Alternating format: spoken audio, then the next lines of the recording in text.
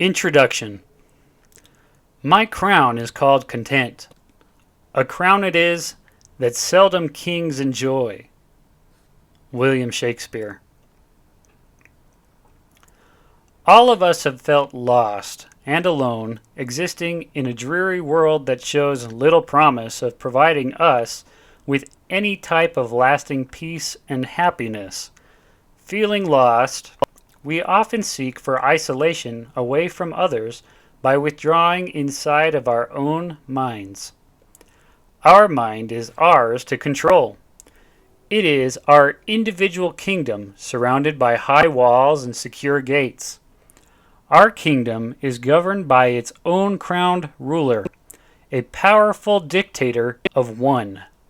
It is a city of refuge and peace, where no person or thought is allowed inside its gates unless the king or queen within permits entrance. When a threat to our personal security, or better, our individuality, arises from without the walls of our kingdom, we shut and fortify the gates to ensure that the ruler within reigns supreme and gives up no power to the other kings and queens of the earth. Yet being alone in our own kingdom does not satisfy us, nor does it bring us a fullness of joy and contentment. We often sit alone in our royal position of power, wondering what the purpose is for being the ruler of a kingdom of one. We have a distressing desire to share our kingdom with others, even though we are not even sure why. Other kings and queens living outside of our walls in their own kingdoms threaten to wage war against us. Many of them do not respect our kingdom, but instead want to make us a part of theirs, so that they are not alone. These kings and queens are called parents, teachers, leaders, friends, and peers. The harder they try to get us to become part of their kingdom, the more we fortify the walls protecting our own. The more they pound on the gates to gain entrance, the tighter we hold them shut. Once in a while, however, we come in contact with another king or queen who does not want to wage war against us and make us a part of his or her kingdom. These quote-unquote few want to open up their gates so that we can visit them from time to time and enjoy their kingdom with them as they, in return, enjoy ours. When not faced with the threat of quote-unquote war, we become more inclined to open up our gates and allow others to enter our kingdom and enjoy it with us. And when we have enjoyed each other's, we both return to our own kingdom in peace and with a sense of fulfillment that we have found a true friend. Nevertheless, here we sit in our own kingdoms, isolated away from each other and afraid to open the gates. The problem is, we realize that we are alone, and we do not even know why we are alone, or how we got here. In solitude, we ponder many universal questions about our existence, questions that have not been answered either within or without the high walls of our kingdom. Many have approached the gates of our city and knocked, wanting to share their truths with us. Their truths, however, have only led to more questions, and have done little to convince us that their answers are any better than our own. They cannot satisfy our longing to know. Why am I here upon this insignificant planet, spinning around in space? How did this planet get here? Is there a purpose for my existence? If so, what is it? Is death the end of this existence? If death is the end, then shouldn't I be taking advantage of life? Is this lifetime the only chance I get to experience consciousness? What creates consciousness? Why do I randomly and effortlessly dream when I am not conscious? Why do humans appear more aware of themselves than other animals? If we evolved from animals that once were not aware of themselves, then why aren't other animals becoming more like human beings and evolving to become increasingly aware of themselves? Do animals ponder and question their existence as humans do? If animals do not question their existence, then why not? Is there a higher, more intelligent power than that of the human being?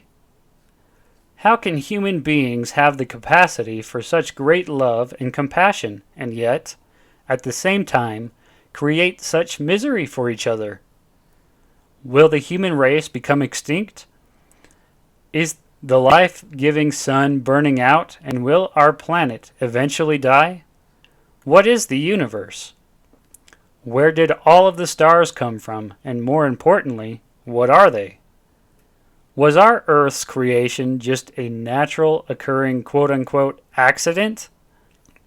Does life exist elsewhere in the universe? Why do children seem happier than adults? Is there such a thing as a soul, and do I have one? Why is peace and happiness so temporary and elusive? Why is life such a struggle? Did we ask to be born into existence? What exactly is consciousness? As stated above, we are given many answers to these questions, each individual, king or queen, trying to convince us that his or her idea is correct. When the answers are not straightforward and logical, some of us invent theories, beliefs, and opinions based on our own best speculation. Still, most of the answers remain mysteries and have remained so since the foundation of this world. Therefore, in order to be soundly convinced of true reality, we must be presented with explanations that make sense and do not lead to other questions. Humans have attempted to answer many of these questions by using their imagination. But just what exactly constitutes our quote-unquote imagination? We must first solve this mystery correctly in order to understand true reality. With our unique ability to imagine, we have invented an enormous genre of science and conceptual fiction. Nevertheless, today's science fiction could very well become tomorrow's human reality. But what if we could understand future human reality today? How would acquiring this knowledge affect our world? Would the correct answers to all of our questions improve humanity's plight? Or are we afraid that this true reality would destroy the established perceptions we have of ourselves, our kingdom within, which currently gives us our personal value and security? Being afraid to face the fact that we might all be wrong, and the conditions found in our world seem to prove this, how long are we going to remain scared and consequently loyal to our bad judgment and ignorance? What will it take before we accept the error of our ways and decide to change our current path? True reality will take away our fears and show us the way. In ancient times, human imagination influenced the concept of quote-unquote learning and study. Finding the answers to life's mysteries became a source of value to both teacher and student alike. The teacher, who thought he or she knew the correct answers, was valued by the student who did not. if the teacher convinced the student that his or her answers were the truth. The student then valued the learning experience. There were natural phenomena that couldn't be explained, but it is human nature to want to understand ourselves and the world in which we live. Ancient teachers, therefore, gave their personal understanding of events and phenomena through the written word. Their writings eventually became respected bodies of literature. However, as humans progressed through experience, these ancient works became modern mythologies. These myths extend beyond the borders of the known earth into the universe, and somehow gave the people who believed in them a safe concept of themselves and a hope that kept them satisfied with their existence. As we have advanced in thought and discovery, though, we are less and less satisfied with the answers that our teachers have provided us.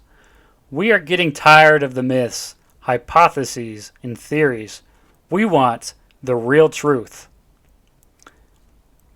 In the 20th century, science fiction began to replace mythology as a source of reality for many people. Human imagination began to provide a new hope for the human race. Advanced technology and understanding opened our minds to possibilities that extended beyond the limited and now seemingly ridiculous beliefs of our ancestors. Now in the 21st century, we find ourselves inundated with cinematic theories that create a sense of our incredible capabilities and human potential. We are advancing, at least in our minds, into realms of reality that we often find hard to accept until they happen right before our eyes. Who would have thought, for example, that Dick Tracy's telephone picture watch of the 1940s would be a reality in the 21st century? Those living in the 1940s surely didn't. The genre of science fiction-laced movies developed by our creativity and imagination pit imperfect humans against more advanced but often more evil beings, which in most cases are not human. Even the aliens we create through our imagination that are sympathetic to the human race are not presented as creatures similar to us. Equally, it's hard for even the most creative and imaginative mind to envision an advanced human being, in contrast to an alien creature, helping to save the human race. This is because reality, based on the way human beings treat each other on Earth, seems to be leaning towards humans causing their own eventual destruction. Therefore, it appears that a non-human, alien being would be a more logical choice to be the savior of the human race. Science fiction aside, what if there really are more advanced human beings living on other planets throughout the universe? And what if they are solely interested in our well-being and happiness, rather than seeking to dominate or destroy us? What if the idea of a quote-unquote supreme creator is in fact the simpler concept of caring, advanced human beings, parents who created us in their perfect world, sending us here to this earth to let us find out what we would do on our own without them? Don't teenagers learn to appreciate what their parents provide for them by leaving a secure home life? Free-willed individuals cannot accurately learn reality unless they live it for themselves. What if human reality is not about myth and fiction at all, but rather about quote-unquote science, based on the work and intelligence of benevolent, highly advanced, perfected human quote-unquote scientists? If this is so, then why are they not interceding to help us and prevent us from destroying each other and the planet where we live? Most people would agree that part of true humanity should be the tendency to step in and offer assistance to others in need.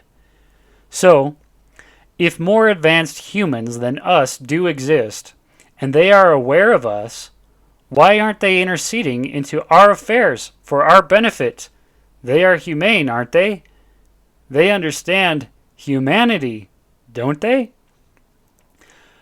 But if someone who does not live on our planet has to step in and offer this assistance to us, then what does that say about our humanity?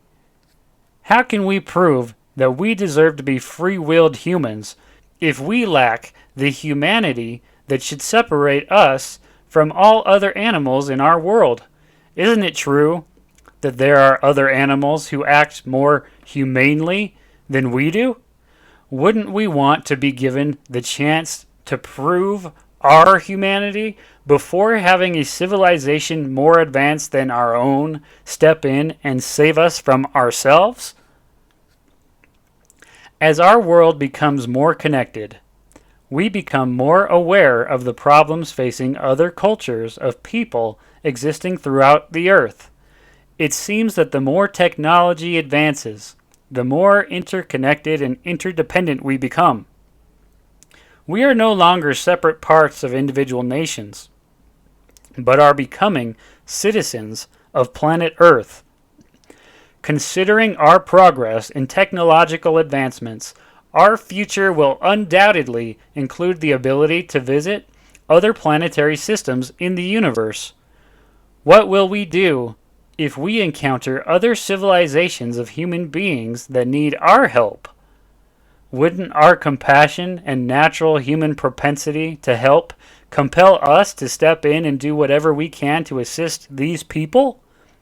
We are humans, and if we have the power and the ability, we should help those in need. But what happens when the whole of the human race upon this planet becomes needful of assistance? Who is out there in the universe to offer us the help that we need? Are there any other civilizations of people with the same human nature, humanity, as our own? If these advanced societies have existed thousands, millions, even billions of years longer than we have, wouldn't their technology and advancements allow them the ability to be aware of us and our needs? Again, if they could help, wouldn't they? For us to believe that we are the only human race that exists in the universe is thoughtless, irresponsible, and illogical.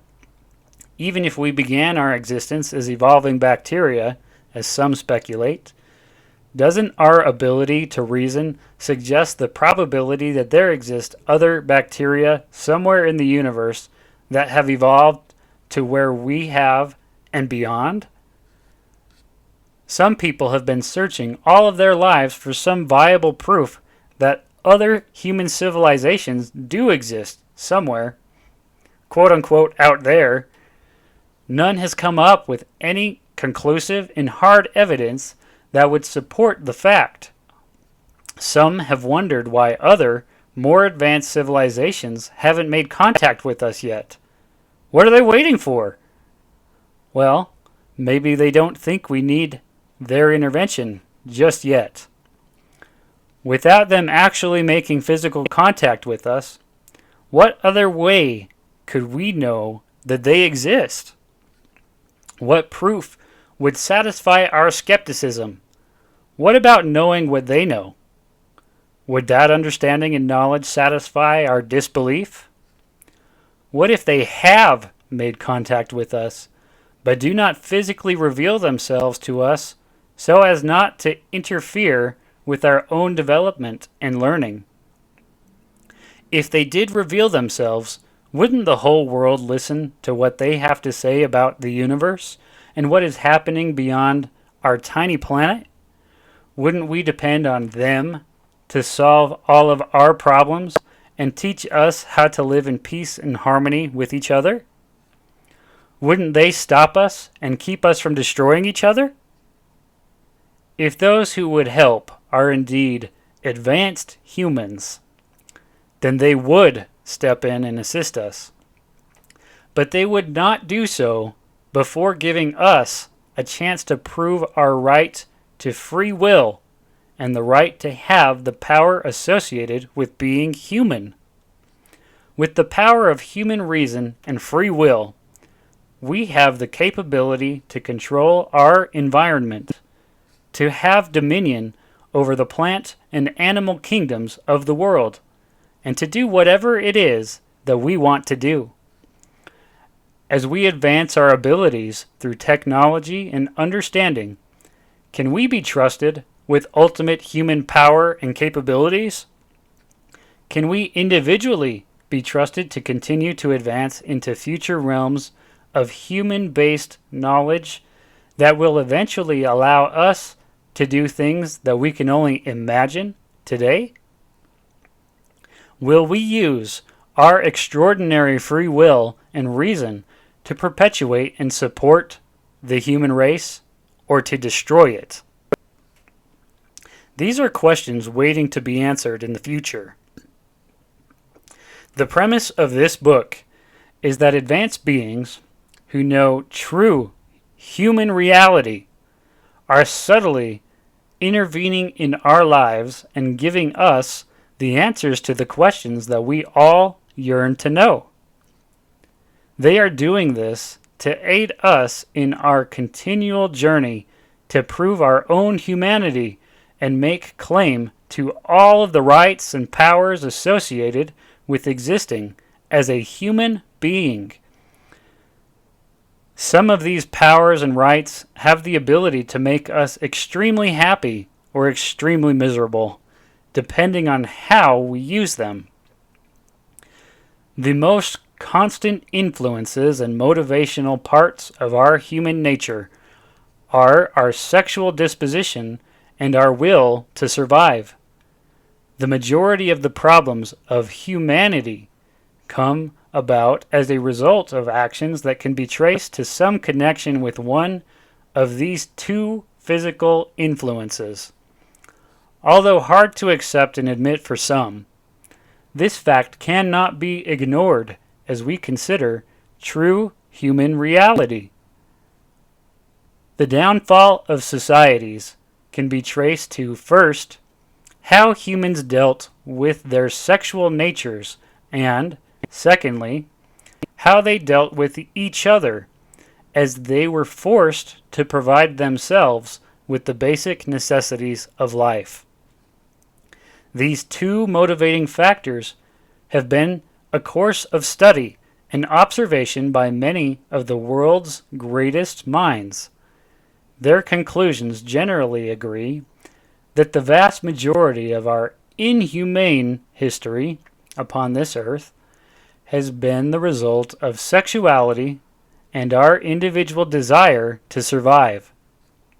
This being the case, the logical solution to most of our problems would appear to be for us to gain a proper understanding of why these motivational forces cause so many problems for humans, and then to explain how we can eventually eliminate both sexuality and the struggle for survival from our existence. Although suggesting the elimination of human sexuality proposes intellectual suicide, eliminating the struggle for survival is humankind's greatest hope. To show why and how to accomplish both of these endeavors would be profound. It would literally be the salvation of the human race. The proof given throughout this book will overwhelmingly demonstrate that one day the elimination of sexuality for most of us, along with the elimination of the constant struggle for survival for all of us, will both have to become human reality, or we will be faced with our own extinction. In addition to the physical forces that have motivated and influenced our existence, the desire for equality and mutual respect has been the greatest emotional challenge that we have faced throughout our history upon the earth. It seems to be an emotional condition that we will always encounter during our imperfect state as human beings. In order to create value for themselves and gain a sense of equality with everyone else, human beings have developed their own individual belief systems.